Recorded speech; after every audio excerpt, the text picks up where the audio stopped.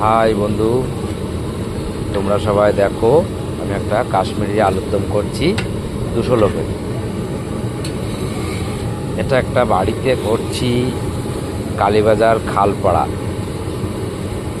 খালপাড়া একটা কীর্তন বাড়িতে দেবে। সেই কীর্তন উপলক্ষে ফ্রাইড রাইস, কাশ্মীরের আলুর দম আর আমের চাটনি, পাঁপড় খাওয়া, সেই রান্নাটা আমি করছি। কাশ্মীরি আলুর দমটা আমি করছি, তোমরা সবাই দেখো।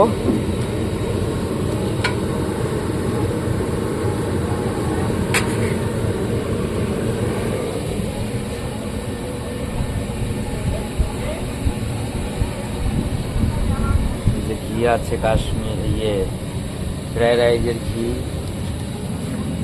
এই যে কাজু বাদাম আছে,